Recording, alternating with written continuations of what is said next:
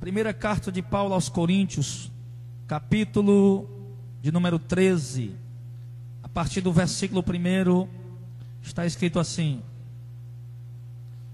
ainda que eu falasse as línguas dos homens e dos anjos, e não tivesse amor, seria como o metal que soa, ou como o sino que tine.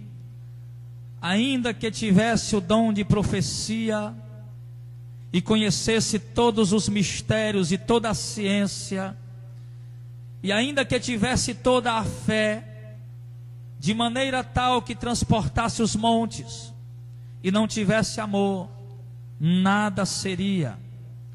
Ainda que distribuísse toda a minha fortuna para sustento dos pobres, e ainda que entregasse o meu corpo para ser queimado, e não tivesse amor, nada disso me aproveitaria. O amor é sofredor, é benigno. O amor não é invejoso. O amor não trata com leviandade, não se ensoberbece, não se porta com indecência, não busca seus interesses próprios, não se irrita, não suspeita mal, não se alegra com a injustiça, mas se alegra com a verdade. O amor tudo sofre, tudo crê, tudo espera, tudo suporta. O apóstolo Paulo escrevendo a respeito do amor. Amor esse que Jesus exige tanto para a sua igreja. Amor esse que Jesus exige para o seu povo, para nós. Se o mundo não quer viver o amor, o problema dele. Se a sociedade não quer viver o amor, o problema dela. Mas nós, a igreja de Cristo, devemos viver o amor. E o apóstolo está dizendo: ainda que eu fale a língua dos homens, ainda que eu seja um erudito, ainda que eu seja uma pessoa que fale muitas línguas, que aprenda o inglês, o espanhol, o hebraico, o aramaico, o português, ainda que eu fale a língua dos homens, e ainda que eu fale a língua dos anjos, pode falar em língua, pode falar em mistério, mas Paulo está dizendo que se não houver amor no seu coração, meu irmão, nada disso vai te aproveitar. Está dizendo no versículo 1 que você será como um metal que faz barulho, como um sino que retine, como alguém que faz zoada, faz barulho, tem blá blá blá, tem conversa, tem língua, tem língua de homens, tem línguas estranhas, tem isso, aquilo, outro. Mas se não houver amor, a Bíblia está dizendo que você é uma pessoa vazia. Ele está dizendo: ainda que eu tivesse o dom de profecia. Por que que Paulo colocou aqui o dom de profecia, meu irmão? Porque o dom de profecia é o maior dom que tem, está abaixo apenas do amor. Na classificação dos dons, o apóstolo Paulo diz: procurai com zelo os melhores dons, mas principalmente o de profetizar. Paulo dá essa direção, a palavra de Deus dá essa direção para nós. Então Paulo está dizendo: ainda que você tenha o maior dom, que é o dom de profetizar, de revelar o oculto, de revelar as grandezas de Deus, de falar em nome de Deus, mas se você não tiver amor, você não terá proveito nenhum. Você pode ter fé, ele diz, que transporte os montes, que cure os enfermos, que levante os paralíticos, que abra olho de cego. Você pode ter a fé, toda a fé, conhecer os mistérios de Deus, conhecer a ciência, ser uma pessoa instruída na palavra, na ciência dos homens, na ciência de Deus. Mas se no teu coração não houver o amor, nada desse conhecimento vai ter proveito para você diante de Deus. Diante dos homens você pode ser aplaudido como um profeta. Diante dos homens você pode ser aplaudido como alguém que cura, como alguém que liberta, como alguém que opera milagre. Mas diante de Deus você não passa de um ser vazio, porque não existe amor na sua vida.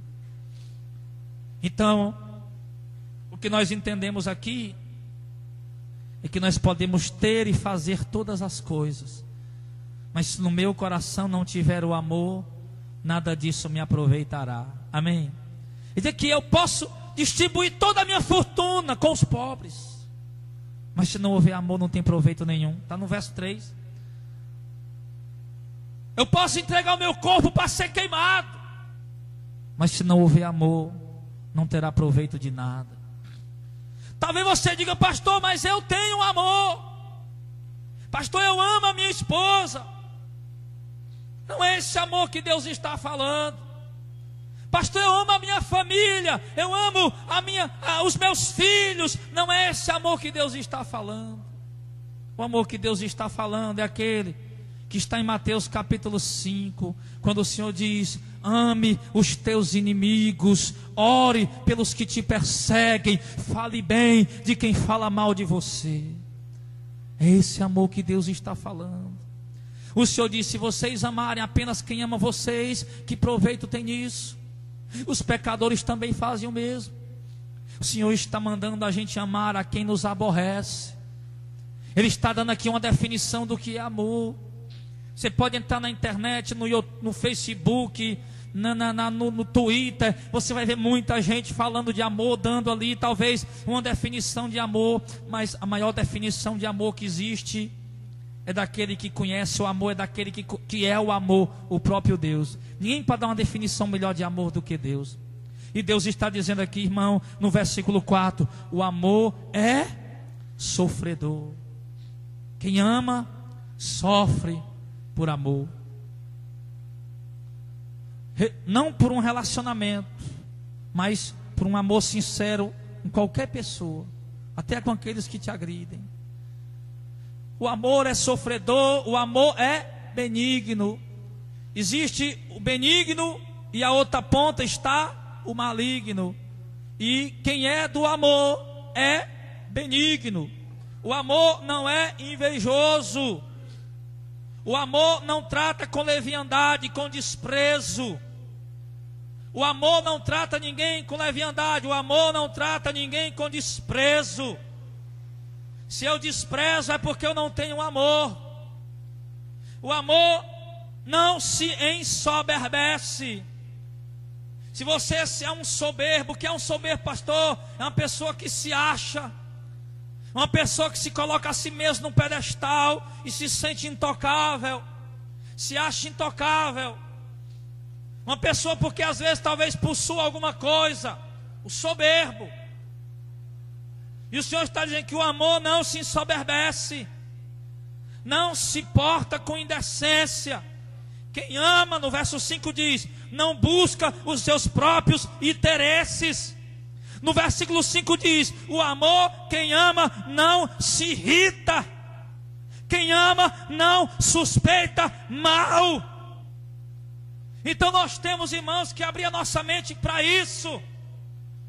O irmão Clésio disse aqui, se conhecemos a palavra e não praticar, não vai ter proveito algum. É importante que nós, o povo de Deus, conheçamos o amor de verdade e venhamos viver esse amor em cada dia na nossa vida. Se você está vivendo uma vida sem amor, meu irmão, você não está na presença de Deus. Ele diz que quem ama não se irrita e não suspeita do mal, não se alegra com injustiça, mas se alegra com a verdade. No versículo de número 7 ele diz que quem ama tudo sofre. Sofrer pelo amor, meu irmão, é quando alguém me arremessa a pedra e eu a suporto a pedrada. É quando alguém fere a minha face direita e eu dou a ele a esquerda sem hipocrisia. Eu não quero hipocrisia, porque Deus conhece os corações, amém? Então ele diz que quem ama tudo sofre. Você tem que viver o amor de Deus, meu irmão. Jesus Cristo disse, nisso conhecerão que vocês são meus discípulos, se vocês amarem um aos outros. Está lá em João capítulo 16. Nisso eles vão conhecer que vocês são meus discípulos. Como, Jesus? Se eu fizer milagre? Não. Como, Jesus? Se eu orar bonito? Não. Como, Jesus? Se eu falar em língua? Não. Mas se vocês se amarem uns aos outros, eles vão conhecer que vocês são meus discípulos. Você sabe o que é que o mundo precisa, irmão? Eu acho bonito milagres, acho. E vejo Deus fazer milagre na vida das pessoas e fico feliz. Porque uma pessoa foi ajudada e acabou uma tribulação ali na vida daquela pessoa. Mas o que esse mundo está precisando, irmão? O milagre não resolve o problema deles. As curas dos cânceres, das enfermidades não resolvem o problema. O que o mundo está precisando é do amor, que a igreja não tem mais, porque esfriou o amor.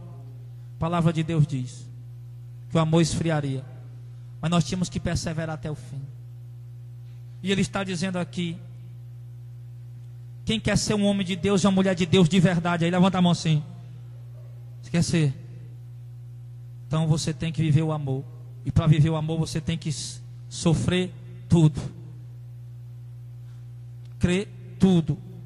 Tudo espera, tudo suporta. Tem que suportar.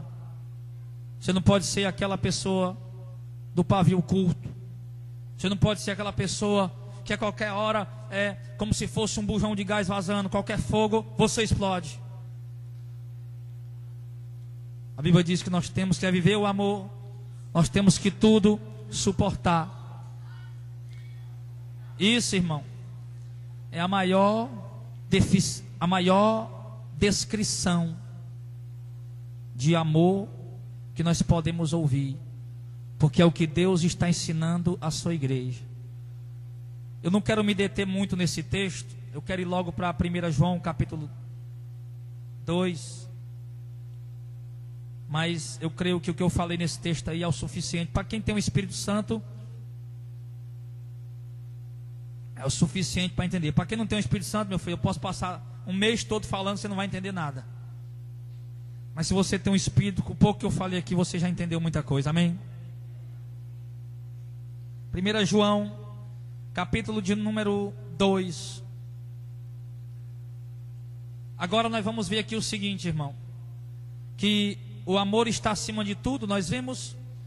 E que nós devemos aplicar o amor em nossas vidas e vivê-lo. E nós vamos ver aqui alguns exemplos, algumas coisas que a palavra de Deus fala para nós, aliás. No versículo 9. Escute bem e preste bem atenção em nome de Jesus. 1 João 2:9 diz: aquele que diz que está na luz. Irmão, você sabe o que é estar na luz? Para só um pouco aí. Para só um pouco, olha para mim, por favor. Você sabe o que é estar na luz? No Evangelho de João, capítulo de número 3, versículo de número 19, Jesus disse: esse é o testemunho, que a luz veio ao mundo, mas os homens amaram mais as trevas do que a luz. Quando a Bíblia fala da luz, a Bíblia está falando do próprio Jesus. Um dia Jesus disse assim: eu sou a luz do mundo. Quem me segue não andará em treva, pelo contrário, terá a luz da vida. Quando a Bíblia diz: aquele que diz que está na luz, aquele que diz que está em Jesus, é a mesma coisa. Está na luz é estar em Jesus. Então, se você diz, se eu digo que estou na luz, que estou em Jesus, mas aborrece a seu irmão, até agora está em trevas. Ou seja, se eu digo que estou na luz, estou em Cristo, aborrecer é não gostar. Mas eu digo que estou na luz, estou em Cristo, sou um crente, um servo de Deus. Mas se eu não gosto do meu irmão, eu estou enganado. A Bíblia diz que eu estou em trevas, mesmo achando que eu estou na luz. Eu não posso arrancar o que a Bíblia diz. Se eu arrancar o que está aqui nessa página, vai continuar na sua página. E mesmo que nós mandássemos todas as gráficas que imprimem a Bíblia Sagrada, remover essa passagem da Bíblia, ela continuaria. Porque Deus já falou. Deus já disse. Então preste bem atenção. Nós, quando éramos do mundo, a gente tinha um negócio de não gostar de alguém. Era ou não era? Todo mundo tem isso. Todo mundo tem isso.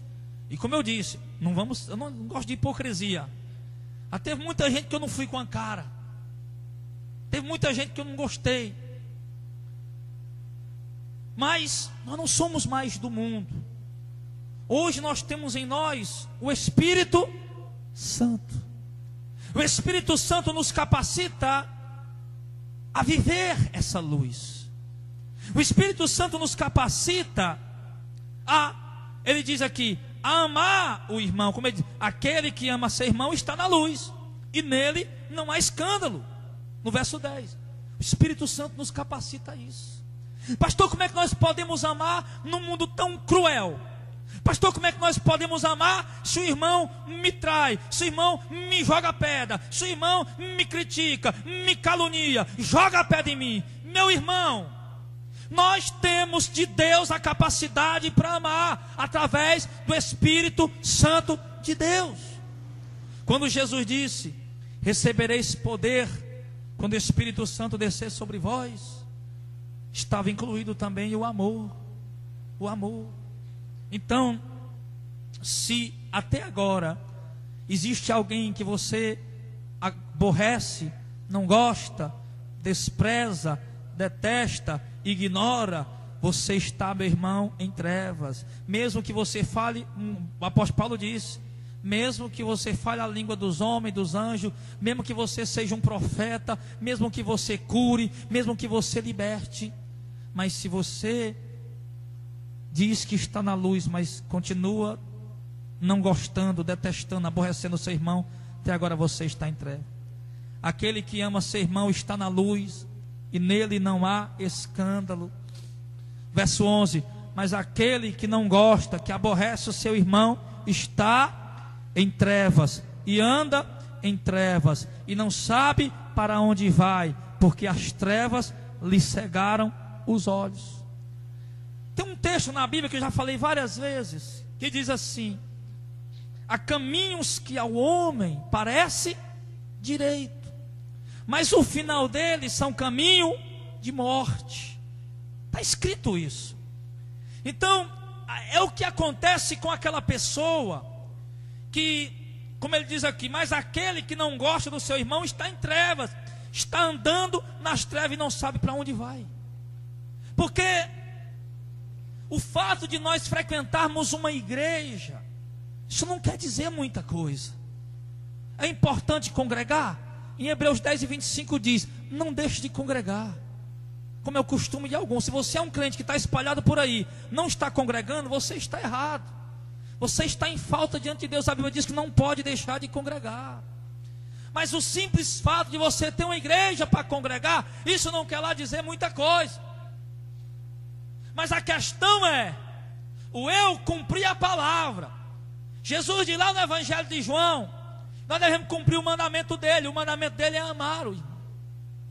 Então quando eu amo o meu irmão, eu estou na luz.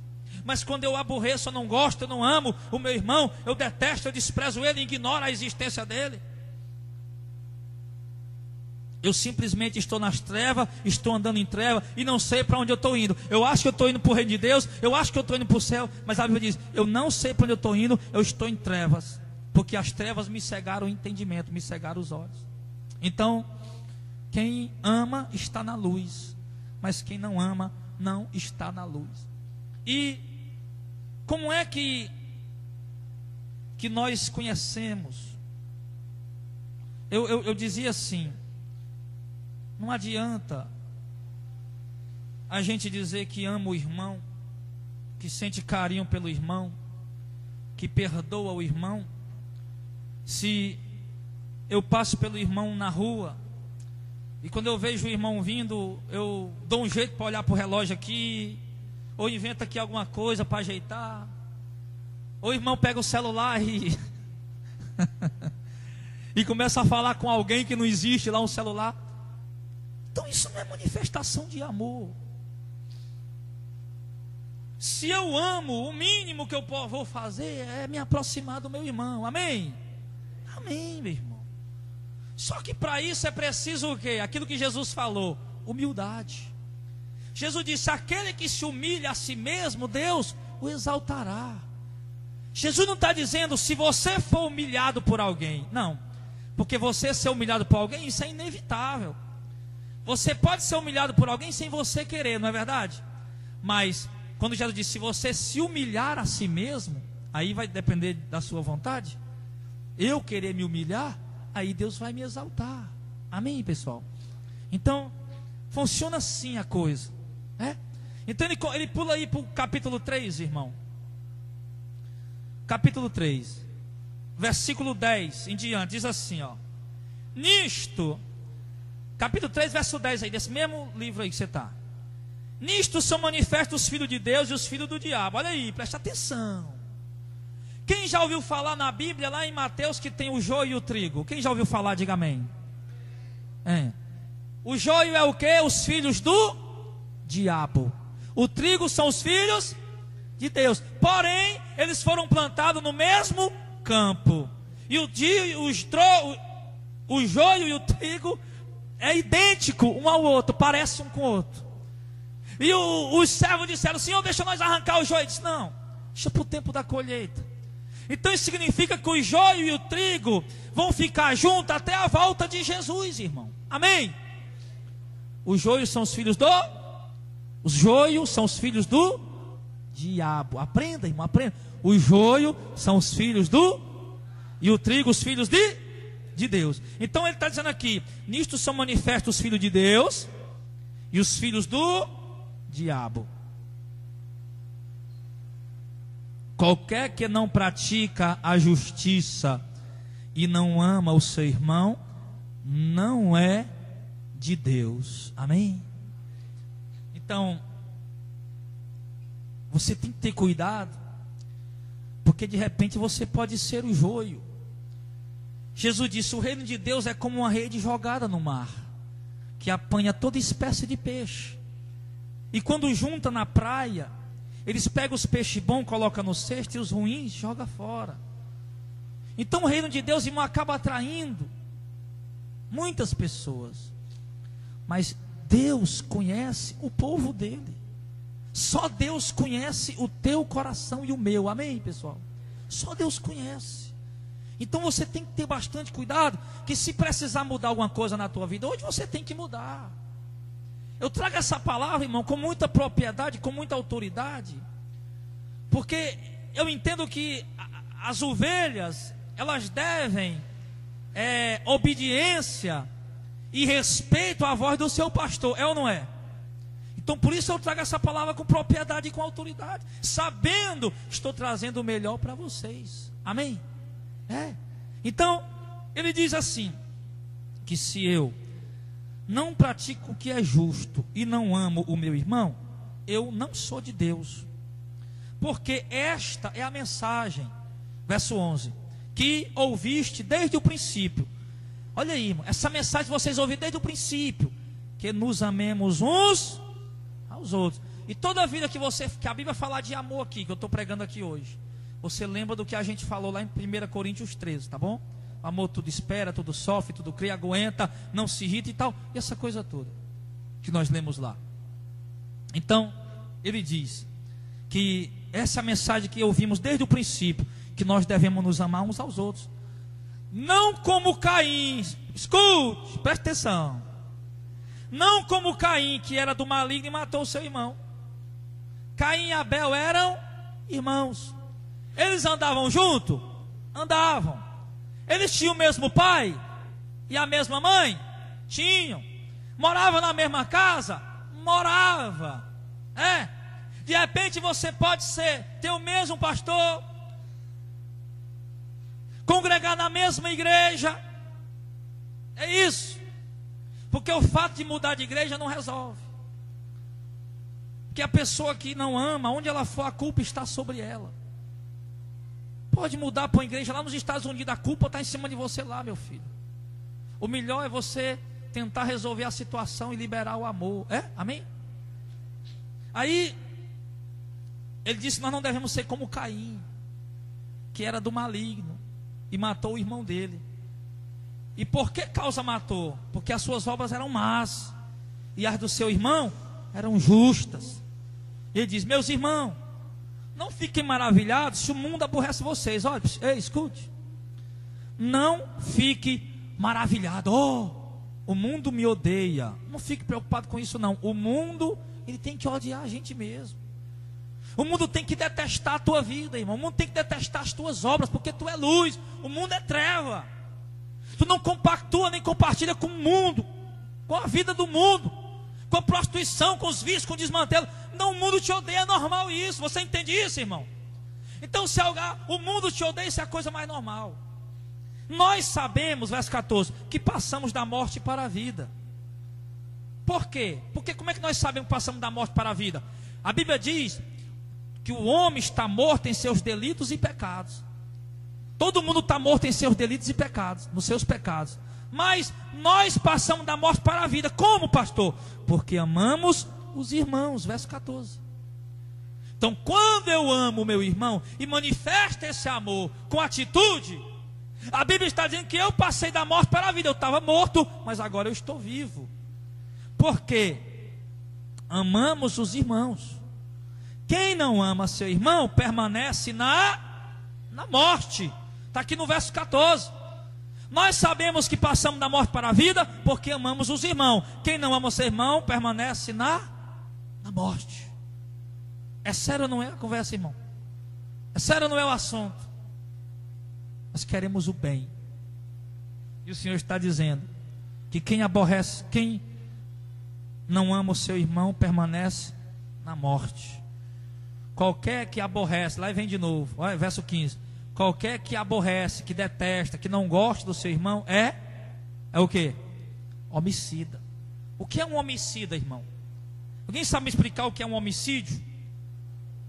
Isso, uma pessoa que tira a vida de outra, que mata o outro, né? Chega lá e pá, é o que a gente mais vê por aí, né? Pá, um tiro, pá, matou. Um homicídio. Um homicídio, o cara matou ali e matou. Então Deus está dizendo, a palavra de Deus está dizendo que quem não gosta do seu irmão é homicida. Nós podemos retirar o que está escrito na Bíblia, irmão? Tem que permanecer. Nós não podemos querer mudar a Bíblia de acordo, não, pastor, mas é porque o meu jeito, o meu caráter, a minha personalidade, irmão, muda o teu jeito. Pastor, é porque eu sou assim mesmo, irmão, muda o teu jeito, irmão. Não, mas eu não mudo. Se você não muda, a Bíblia está dizendo, é porque você não é de Deus. Porque quem é de Deus muda, irmão. A Bíblia diz que a circuncisão e a incircuncisão não vale nada, mas o ser uma nova criatura. Nicodemos foi conversar com Jesus e já disse: Nicodemos, se o homem não nascer de novo, não entra no reino de Deus, e acabou. Nascer de novo, irmão, é se tornar uma nova criatura. Nascer de novo, irmão, é se tornar uma nova pessoa. Você não pode abrir a boca para dizer, mas é o meu jeito, é o meu jeito. Você tem que mudar. Ou você é ou não é de Deus. Não existe meio termo. Não existe em cima do muro. Para quem está em cima do muro, em Apocalipse Deus diz: eis que tu nem és frio e nem quente. Porque tu nem és frio e nem quente, mas tu és morno, eu estou a ponto de te vomitar da minha boca. Porque Deus, quando diz que eu estou a ponto de vomitar, é porque Ele diz que está com nojo. Então Ele está dizendo que quem aborrece seu irmão é homicida. Eu não gosto do meu irmão. Eu não gosto do fulano, do beltrano. A Bíblia está dizendo que eu sou um assassino. Porque para mim aquela pessoa não existe. Eu chego num lugar, se eu encontro ela lá, eu fico irritado, eu saio. Se eu vou em algum lugar e aquela pessoa está ali, eu fico chateado, eu me desvio dela. Eu não consigo habitar embaixo do mesmo teto com essa pessoa. Eu não consigo congregar na mesma igreja com essa pessoa. Eu estou me tornando um homicida, um assassino. E o que tem de famílias, irmão, desestruturada, agora eu quero entrar um pouco na família. O que tem de pais dentro de casa intrigado com o filho, você acha que não tem? O que tem de filhos que não falam com os pais, meu irmão? O que tem de irmãos dentro de casa intrigado um com o outro, não é brincadeira, é muito. E a Bíblia está dizendo que se você detesta, aborrece o seu irmão, você é um assassino, você é um homicida. Tem alguém que você não gosta? Tem alguém que você está intrigado? Tem alguém que você detesta, que você não quer conversa? Você é um assassino, meu irmão. Pastor, está dizendo isso? Eu não, a Bíblia. Ou a Bíblia não está dizendo isso? Sim ou não? Tá ou não tá? Tá ou não tá? E vocês sabem, está aqui, ó, verso 15, ó. E vocês sabem que nenhum homicida tem permanente nele a vida eterna. Olha aí, irmão. Nenhum homicida tem permanente nele a vida eterna. Não está salvo. Se não está salvo, está condenado. Mas Deus quer nos salvar. Jesus quer nos salvar. Só que nós precisamos obedecer a sua palavra, guardar os seus mandamentos. Conhecemos o amor nisso, que Ele deu a sua vida por nós, e nós devemos dar a vida pelos irmãos. Dar a vida pelos irmãos. Não está querendo dizer que você vai morrer por alguém, não. Mas você abre mão do teu orgulho, do teu eu, para amar alguém. Quem, pois, tiver bens do mundo, e vendo o seu irmão necessitado, cerrar o seu coração, como estará nele o amor de Deus? Meus filhinhos, não amemos de palavra, nem de língua, mas de obra e em verdade. Devemos amar não só de palavra, eu amo, eu amo, eu amo. Nosso amor tem que se manifestar através das nossas obras e de verdade. E nisso conhecemos que somos da verdade, e diante dele, de Deus, asseguramos o nosso coração, sabendo que se o nosso coração nos condena, maior é Deus do que nosso coração, e conhece todas as coisas. Então ele está dizendo, irmão, que nós temos que limpar o nosso coração. Não basta, como ele diz aqui, não basta ser só da língua para fora, da boca para fora. Tem que amar com obra, de verdade, com atitude, com carinho. Porque se o nosso coração nos acusa, Deus é maior do que o nosso coração e conhece todas as coisas. Se o teu coração sabe, como eu contei outro dia aqui, eu tive uma discussão com um irmão, discussão braba, eu me alterei, me zanguei com ele, ele me insultou, me zanguei com ele, e ele se zangou comigo e nós batemos boca. Eu ia dirigir o culto lá no interior, há muitos anos atrás, uns 8 anos talvez, e lá no meio daquela discussão eu pedi perdão, irmão, da boca para fora. Ele está dizendo aqui, Deus não ama só de língua, mas Deus conhece o coração. Aí o texto está dizendo aí, pedi perdão da boca para fora. Me perdoe, irmão. Amém, amém, perdão. Aí fui dirigir o culto, mas ficou no meu coração, ó. Para o irmão eu disse que perdoei, mas no meu coração, ó, estava magoado, eu estava triste, estava com rancor, estava. Aí eu orando a Deus, e eu ia orar a Deus, eu disse, Senhor, e Deus dizia, você tem que pedir perdão a Ele. Eu disse, mas Senhor, foi Ele que me agrediu, não importa, você vai pedir perdão a Ele. Eu disse, Senhor, mas foi Ele que começou, e Deus disse, você vai pedir perdão a Ele. E talvez Deus está dizendo mesmo para ele lá, né? Aí quem vai primeiro? Quem vai primeiro é o campeão, né? Quem vai primeiro é quem se humilha, né? Aí eu passou uns 3 dias ali orando, e eu disse, Senhor, e Deus disse, você vai pedir perdão a Ele. E eu dizendo, Senhor, mas foi Ele que errou, e Deus disse, mas você vai pedir. Quando chegou um dia no culto, irmão, eu estava quebrantado, eu senti amor pelo irmão, perdoei lá em casa. Aí, para consumar, né? Para tirar o que o diabo tinha colocado, porque eu perdoei em casa, mas eu quis também derrubar o que o diabo tinha colocado. Cheguei na igreja, chamei o irmão no mesmo canto que nós tínhamos brigado, lá no corredor. Cheguei, ele veio assim meio assustado. Eu digo, irmão, rapaz, eu queria te pedir perdão, irmão. Naquele dia a gente discutiu aqui, eu me alterei, e eu lhe pedi perdão naquele dia, mas não foi de coração não. Eu falei para ele isso, eu me lembro. Lá no mesmo canto que a gente brigou, ele disse, ô irmão, também me perdoe também, irmão. O erro foi meu, ele disse, né? Eu disse, não, irmão, tudo bem, abracei ele, ficamos na bênção, na paz, graças a Deus. Então, Jesus está dizendo, não basta ser só de língua, né? Tem que ser de coração, porque Deus conhece o coração. Deus conhece o coração da gente. Deus conhece. E aí é onde entra o que Paulo disse, meu filho. Você pode falar a língua dos anjos, dos homens, você pode profetizar, pode fazer o que você quiser. Pode fazer o que você quiser. Você pode chegar na igreja com uma aurelazinha, né? Passa no desenho o anjo com a aurelazinha aqui, brilhando aqui na cara. Pode chegar do jeito que você quiser, com o rosto resplandecendo, mas Deus conhece o teu interior. Amém? Então não adianta. Não adianta, não adianta. Não adianta. Não adianta. Eu não conheço, eu não sei. Eu sinto quando a pessoa está sendo hipócrita. Deus me deu esse dom. Ai, como eu sei, meu irmão. Você nem imagina. Ele nem imagina, meu irmão. Eu louvo tanto a Deus por esse dom que Deus me deu, irmão. Eu estou conversando contigo, eu estou conversando, dialogando. Eu sei, irmão, eu sei. O quanto a pessoa às vezes está sendo hipócrita, sabe? Eu sei disso. Sei. Quando a pessoa está falando lá, isso é um dom de discernimento espiritual. Acho que alguém já ouviu falar nesse dom, está em Coríntios. Dom de discernir o espírito. E Deus me deu esse dom. Eu fico até admirado. Deus já me revelou coisa que eu não fazia nem ideia. Até dizer para minha esposa, minha filha, vê um negócio no meu coração ali, eu acho que é loucura minha, não tem lógica isso não.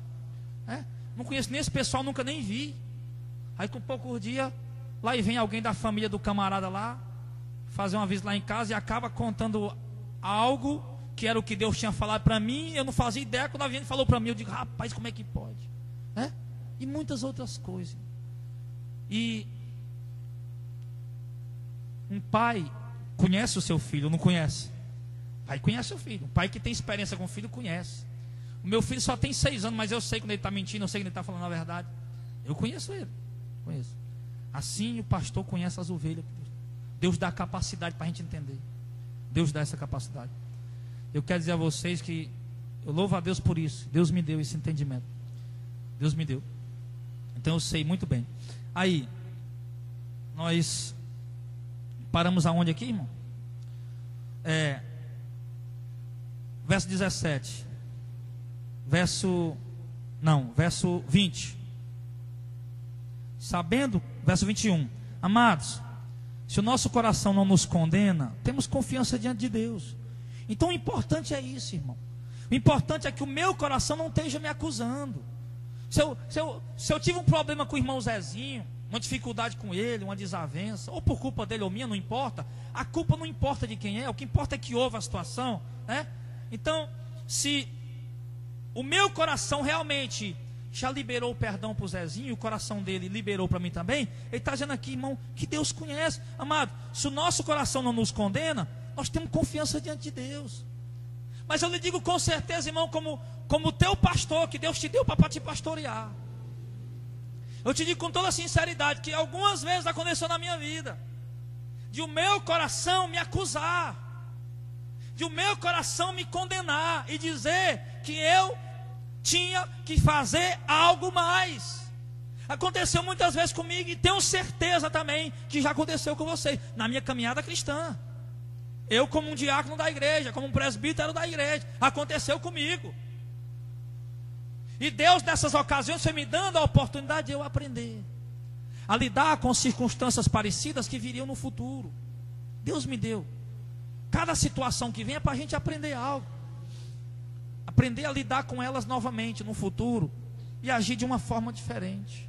Então, o importante é que o teu coração não esteja te acusando, que o teu coração esteja tranquilo diante de Deus. Porque a Bíblia diz que Deus nos sonda e nos conhece. Fizeram até uma música com essa passagem do Salmo, né? O Davi diz, Senhor, tu me sondas e me conheces, conhece o meu deitar, o meu levantar. Tem uma pessoa que fez um louvor, uma música muito bonita desse Salmo, né? Porque Deus conhece, Deus nos conhece. E ele diz aqui, no verso de número 23, verso 22... Então, se o meu coração não me condena, no verso 22 diz, e qualquer coisa que lhe pedimos, dele receberemos, porque guardamos os seus mandamentos e fazemos o que é agradável à vista dele, de Deus. E o seu mandamento é esse. Ele está dizendo aqui qual é o mandamento. Guardemos o seu mandamento. Aí de repente você vai dizer, não, então eu vou guardar o sábado, eu vou... Não, o mandamento é esse aqui, ó. Seu mandamento é esse, que creia no nome do seu Filho Jesus Cristo e nos amemos uns aos outros segundo o seu mandamento. Então o mandamento de Deus é isso. Um homem chegou para Jesus e disse, Senhor, qual é o maior mandamento? E Jesus disse, amar a Deus com toda a tua força, todo o teu entendimento, toda a tua alma, e ao próximo como a você mesmo. Você fazendo isso, você cumpriu a lei e os profetas, você cumpriu tudo, porque tudo se resume no amor. Então ele está dizendo que o mandamento do Senhor. Mandamento é o que, irmão? É uma ordem. Mandamento é uma ordem. E quem está ordenando aqui? É Deus, não é o homem. E a ordenança, o mandamento dele é esse: que nós tenhamos fé em Cristo, cremos que Jesus é o Filho de Deus e nos amemos uns aos outros. Eu não posso amar as pessoas e não crer em Jesus. Não dá certo. Eu posso amar muito as pessoas, mas se eu não creio em Jesus, eu não estou salvo. Eu posso crer muito em Jesus, mas se eu não amar as pessoas, eu também não estou salvo. Tem que haver essa harmonia entre as duas coisas: crer em Jesus e amar o meu irmão. Verso 24 diz: e aquele que guarda os seus mandamentos está nele, e ele nele. Ou seja, se você guarda esse mandamento, essa palavra de Jesus, se você pratica ela, se você vive essa palavra, você está em Cristo, e Cristo está em você. E nisso conhecemos que Ele nos dá, que está em nós, pelo Espírito que Ele nos tem dado. Aí nós vamos lá para o capítulo 4, a gente vai já concluir, mas ainda faltam algumas coisas ainda. Eu creio que está sendo de proveito para todos, amém? 1 João 4 agora, o verso 7 diz assim: amados, nos amemos uns aos outros, porque o amor é de Deus. E qualquer que é nascido de Deus e conhece a Deus, e qualquer que é nascido de Deus, conhece a Deus, né? Então, ele diz que nós devemos nos amar uns aos outros, porque o amor é de Deus. E qualquer que ama é nascido de Deus e conhece a Deus.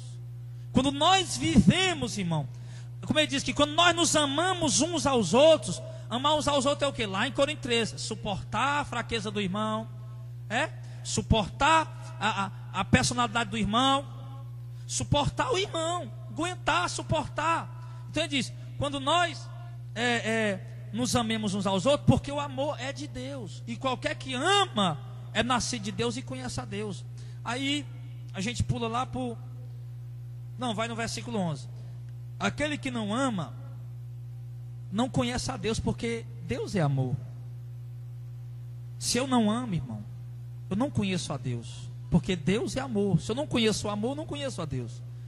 Nisso se manifestou o amor de Deus para conosco. Como? Que Deus enviou seu Filho unigênito ao mundo, para que por ele vivamos, tenhamos a vida eterna. Nisso está o amor, não em que nós tenhamos amado a Deus, mas em que Ele nos amou e enviou seu Filho para propiciação pelos nossos pecados. Está vendo aí, irmão? O que é que consiste o amor? Não fomos nós que amamos a Deus, foi Deus que nos amou, enviou seu Filho como propiciação pelos nossos pecados. O que é isso, propiciação? Por exemplo, no antigo Israel, eu pegava aqui, eu estou com pecado, eu sou uma pessoa pobre e estou com pecado. Eu pegava 2 rolinhas, entregava o sacerdote arrancava a cabeça dela ali, derramava o sangue no altar, pronto. O meu pecado ia para cima daquela rolinha. O sangue daquela rolinha derramada ali, ele estava perdoando o meu pecado e eu saía dali perdoado. Entendeu? A rolinha quem pagou o preço, quem pagou o pato, né? Então ele está dizendo aqui que Deus nos amou tanto que Ele deu o Filho dele no lugar dessas rolinhas. Você entendeu? Como diz, né? João Batista, quando viu Jesus, ele disse o quê? Eis o Cordeiro de Deus que tira o pecado do mundo. Então Jesus era o Cordeiro que morreu na cruz, derramou o sangue. Ele morreu no nosso lugar. Quando Ele morreu, ali Ele apagou os nossos pecados. Daquele que crê em Jesus, aquele que entrega a sua vida a Jesus e aquele que passa a obedecer a sua palavra. Então Jesus anulou o nosso pecado assim. Ele foi no nosso lugar. Ele quem pagou o preço, foi Ele. Então Deus nos amou tanto que Ele deu um sacrifício por nós, entregou o Filho dele, o único, unigênito. Aí Ele diz no verso 13, aliás, no verso 11: amados, se Deus assim nos amou, também nós devemos nos amar uns aos outros. Se Deus, que é Deus, amou alguém tão pecador, você não é pecador? Quem é pecador aí? Se Deus assim amou um pecador miserável como eu e você, assim também ele diz, nós devemos amar uns aos outros. Porque se Deus, que não conhece o pecado, teve a capacidade de me amar pelo amor, então eu que conheço o pecado, eu sei muito bem que o meu irmão erra e peca e falha, porque ele é um pecador igual a mim. Se hoje ele errou, amanhã sou eu. Então, se Deus, que é santo, me perdoou, eu também devo, como ele diz, amar e perdoar o meu irmão. Amém? Verso 12: ninguém jamais viu a Deus. Ninguém. Se nós amamos uns aos outros, Deus está em nós, e em nós é perfeito o seu amor. Ninguém nunca viu a Deus, mas se nós nos amarmos uns aos outros, o amor de Deus vai ser perfeito em nós. Irmão, você tenta agradar a Deus. O dízimo é importante para a igreja, sim ou não?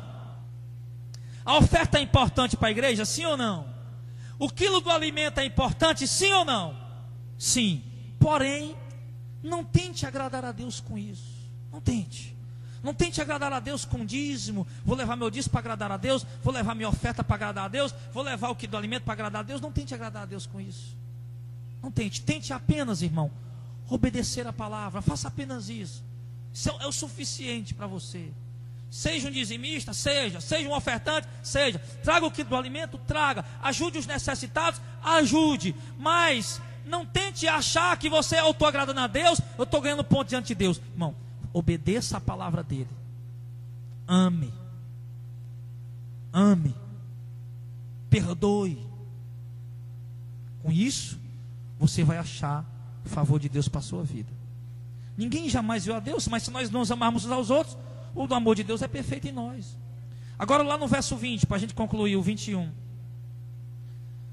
Verso 20 e 21. Se alguém diz, eu amo a Deus, e aborrece e não gosta do seu irmão, é o quê?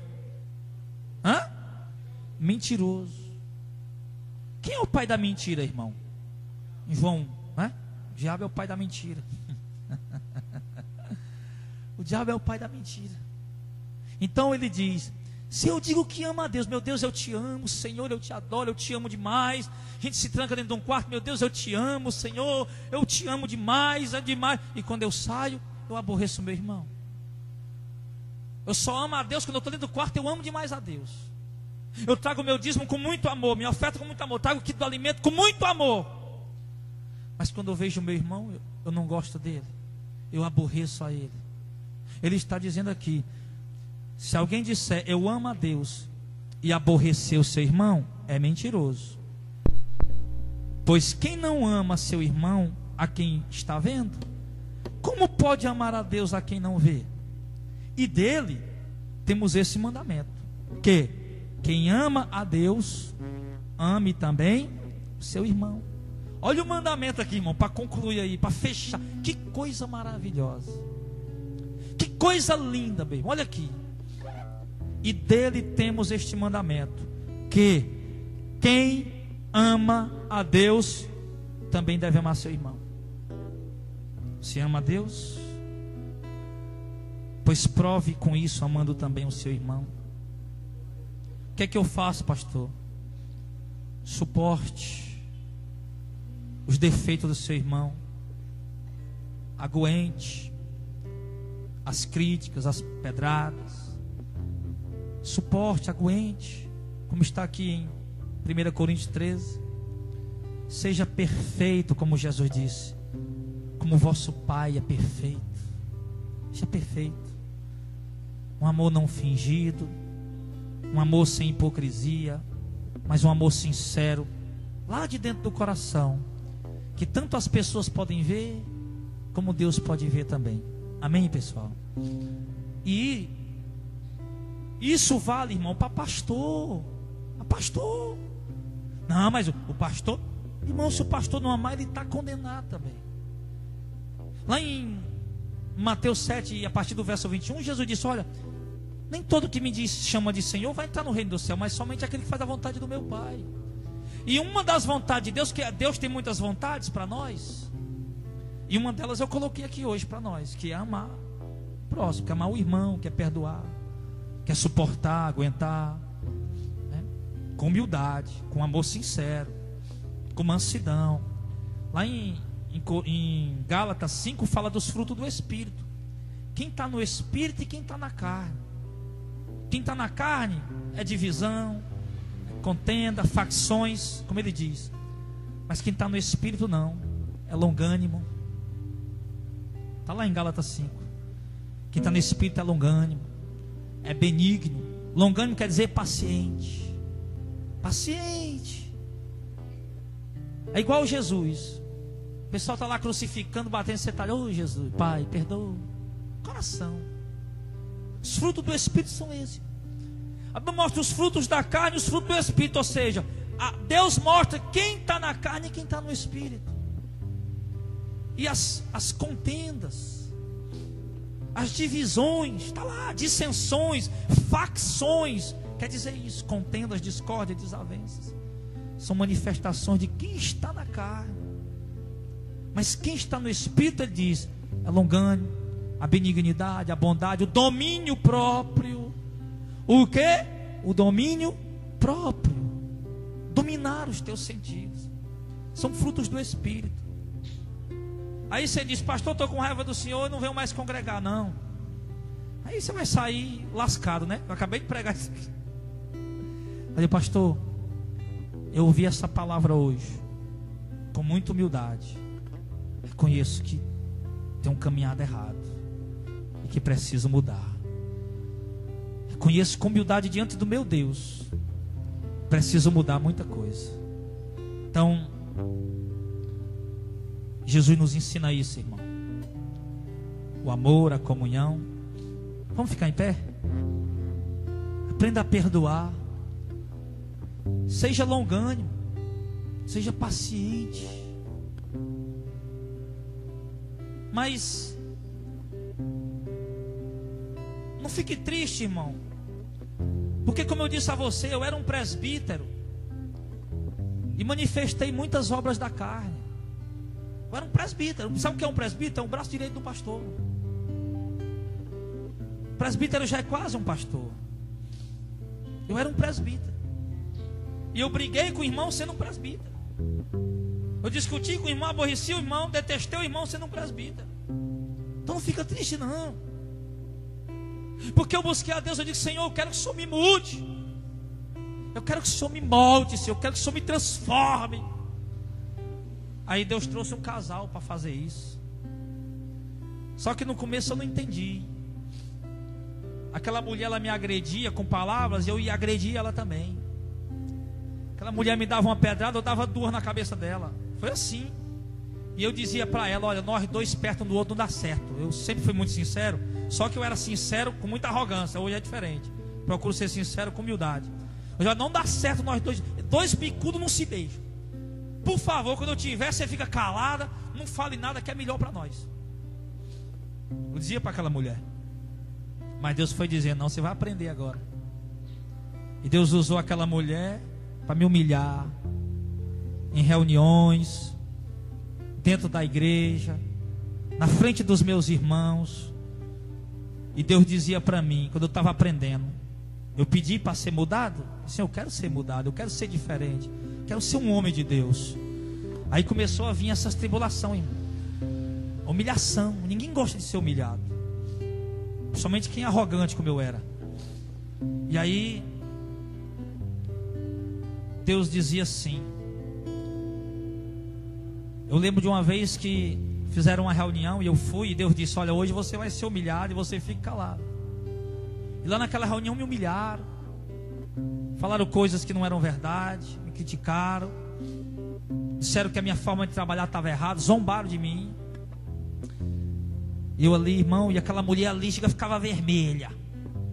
Nem era para ela estar na reunião, não era nem o lugar dela, mas estava. Deus queria ela ali para me humilhar. E era em cima, me humilhando. E eu doido para falar, e Deus dizia, fique calado. E eu calado, aguentando, suportando. E aí, quando terminou aquela reunião, o pastor disse, agora vamos dar oportunidade ao irmão. Eu vi que o pastor ficou até meio acanhado, ele já falou tanto, ele está calado. Vamos dar oportunidade a ele. Quando me deram a oportunidade, irmão, eu podia ter dito, olha, o que estão dizendo aí é mentira. O que estão dizendo aí não é verdade. Eu no final, eu podia ter dito muita coisa para me defender. A única coisa que eu disse, com um tom bem baixinho, eu disse: me perdoe. Me perdoe. O meu erro, a minha falha.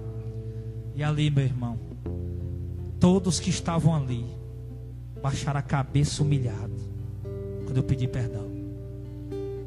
O que eles esperavam é que eu sacasse de uma espada e começasse a brigar. Mas uma palavra, uma simples palavra, ela é uma semente. Tudo depende da forma como você planta ela.